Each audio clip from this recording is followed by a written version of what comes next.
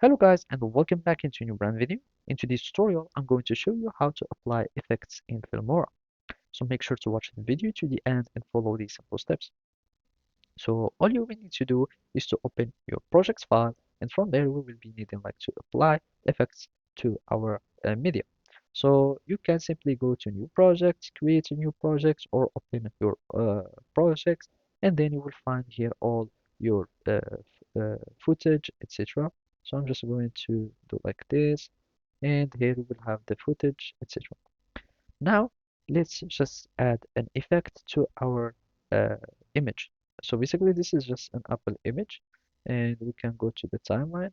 And as you can see here in the image, I have only image color, and basically here I have animation, etc. Now, if we go to effects, and you can choose from any effects like either a body effects, video effects, or whatever, you will need just to drag and drop it on the objects. So it can either be an image or video or whatever. So here I'm just going to add here. And basically here now it has been added an effect panel. Now you will be able to see the effect result. So either you can choose the effects. So as you can see, now we can use a blur. So this is just a blur effect, and from here you can start applying effects, and basically that would apply for all the effects and all the type of the footage.